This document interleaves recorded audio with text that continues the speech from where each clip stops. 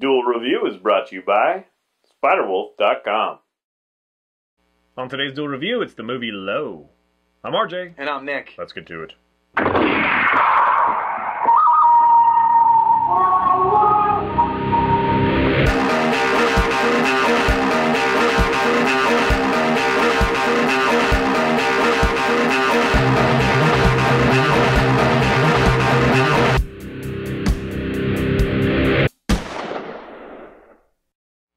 Hey guys, welcome to Friday the 12th of April. We are doing the movie Low. That's right. It's L-O. That's how it's spelled. Like Lo and Behold. And it is one of those Sundance films, you know, kind of thing. And it is kind of a marriage between, like, theater and a movie, because it's kind of all black. It's only one set kind of thing. Yeah. But it's so quirky and so fun and such a fresh, good idea that I really enjoy it, and I wanted to bring it to you. A lot of critics have said that it's, like, boring, nothing happens kind of thing.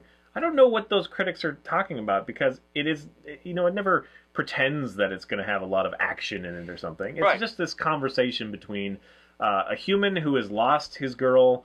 She has been taken to another world, you know, the demon world, the hell, and she's trying to get her back. He's trying to get her back. Yeah. He's gotten this ritual thing going on. You know, he's in, you know, whatever. He has this circle that he's protected in, but it allows him to talk to the demons. And the first one he encounters is G's, and he kind of tells him a little bit of what's going on, and then he gets to talk to Lo, which is kind of this cripple guy, which, you know, he's the main character in the film. He shows up a couple of times. There was some fun to be had there. I can't spoil the end, because it's kind of one of those, oh, that's so cool. So anyway, he's you know, he's venturing forth to try to get his girl back, and just a lot of tormenting things happen, you know, psychological. Lo is trying to avoid the questions. Like, he's supposed to tell him, like, you know, he's in this thing, and if you ask the certain way, you get told and all that stuff. And it's just interesting ride. That's all I can really say. Again, it is all one set. It is fairly theater in the way that they deliver their lines. The practical effects are decent, but it's all kind of in darkness, and so you'll see, like, a demon, you know, like, coming out of darkness, and then he gets to talk to Justin, and the demon is, like, you know, trying to trick him into going past the circle or saying something else, you know, kind of thing. And so there's just this fighting, and it is a full movie. You know, it's an hour and 28 minutes or something like that. And it's very different than anything I've thought of. I can't think of anything to compare it to. Yeah. Can you? Well, no, not really. Besides, like, Dogtown or whatever, because that has, like, a theater quality to it. Right. But this is so different. It's so introspective, and it's just a conversation. Oh, actually, I can compare it. I was thinking about it. It's a lot like Beckett's Waiting for Godot. Oh, yes, absolutely. Because they're sitting there having a conversation, waiting for something to happen. Yeah. You know, waiting to be picked up, you know, kind of thing. And that's the same sort of thing. They're waiting for the end. You know, they're waiting for someone to show up. He's waiting for his girl to be returned to him and to talk to the right people. And it's just kind of this experiential kind of thing. And the more you learn, the more you'll be invested in this whole exchange. Yeah. I mean, you enjoy it as well. I mean, we have a couple of friends that are really adamant. They love this. It was on Netflix. Unfortunately, they took it off for whatever reason, just to, you know, cycle it. But if you can find it, you should check it out.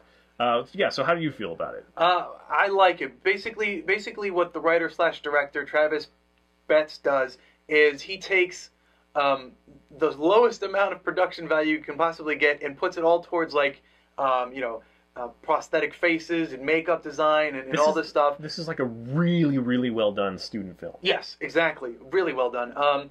And basically the story follows Justin as he wakes up one night and G's, the demon G's, is taking his girlfriend April, slashes him across the chest, so he has these claw marks to prove that he was attacked by a demon.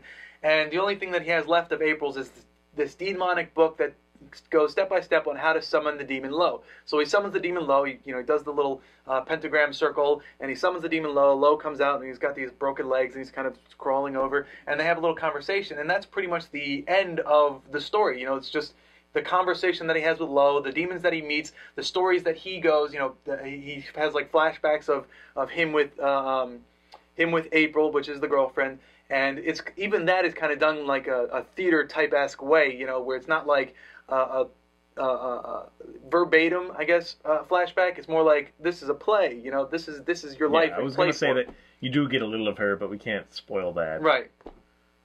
So yeah, it is actually a really great movie that does it takes a very simple idea of a guy sitting in a circle trying to find his girlfriend, you know, and it just does a wonderful job with that. I think that this movie and movies like Buried with Ryan Reynolds, where he's just in the coffin the entire time, Right. shows you that you don't have to have lots of locations and you don't have to have a big budget. Now, a lot of people are bored by both of these movies, but I think it shows how story is so key and delivery. Like Ryan Reynolds is a trained actor. I don't think that these guys are necessarily, you know, very experienced, but they do such a great nuanced job that it makes you believe it. Yeah. Plus, it's in this theater setting, so you buy a little over delivery, and so you're expecting that kind of thing.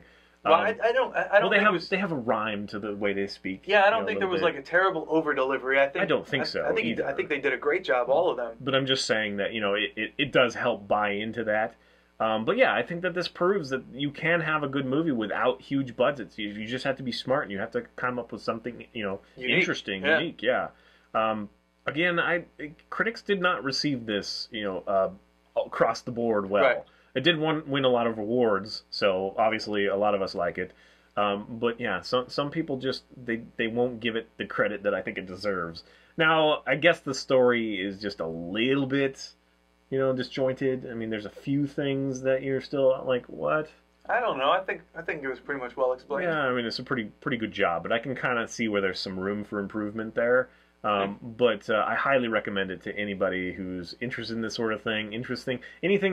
Anybody that can look past the kind of low budgetness of it should really enjoy it. I really like the low budgetness of it because, I don't know, it just felt more earthly. Yeah, I'm just saying that, you know, some people... Which is funny because it's about demons. They just want a big old, you know, fantastic movie and stuff. And there's place for that, for sure. Yeah. But yes, this is a little bit more of a thinking man's movie.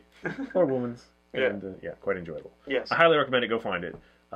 Thanks for watching. Please subscribe to our YouTube channel and watch our great playlists. Game Lab has been a lot of fun. Yes, it has. And please leave comments. We love comments. And you can help support us by buying our wares at spiderwolf.com. That's right. T-shirts, a card game, art prints, short stories, and more. And if you have any more movies like Hello, please recommend it to us. Yes. All right, guys. See ya. Kickstart coming soon. Oh, had it. Oh, you replaced me. I've been replaced. What happens when Superman meets Metropolis? Find out next week. And that was the second time I was attacked by rabbit wolves. You think I'm going to ask, but I'm not going to ask. Why is it that only mammals can get rabies? Like everything else is just immune to it? That's weird to me. Old Yeller got rabies. Yeah, put her down. Yeah, that was fun.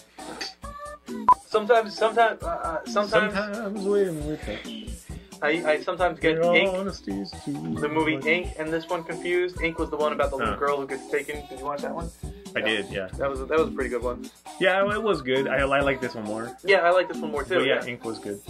I honestly do too. Actually, I think I probably watched them about the same time. And yeah, when I was thinking of what's the name of this movie, I said Ink, and then we were talking to Cesare, our friend, and it was like, it was about this, you know, this demon, the girl gets taken, whatever. It's like, oh no, that's Low. It's like, that's one of my favorite movies. Yeah, Oh yeah, okay. And then of course I went back to Netflix to see if it's there, you know, recently, and it's not. It's gone. Those bastards. I'm pretty sure I can find it illegally though. So bad. I can watch it if I want to. Plausible deniability. I didn't hear anything. I'm deaf in this ear, and for those 5 seconds. For those 5 seconds. Oh, and then the other 5 seconds when I'm editing this. Yeah. You illegal bastard. I like the bit about the hand. That kind of adds to it. That adds to the charm of the movie. They have hands. Well, Justin's hand. Basically, in the ritual, he has to cut his hand and to smear his blood to make a pentagram. And at one point, it becomes a mouth and starts speaking his thoughts. And so it reminds, it's like he's punching. He's like, "Shut up." Reminds you of Evil Dead. Well, it reminded me most of Vampire Hunter D. You know? Oh yeah, right. But yeah, that guy's annoying. Good movie, yeah. The hand. And it never gets explained. I always wanted that in Vampire Hunter D, for the hand to get explained. He was just... The parasite. He was born with it or something, I don't know. No, it was a parasite. He wasn't born with it. What happens when Superman meets Metropolis? Find out next week. He's already in Metropolis. Nick can bite me next week.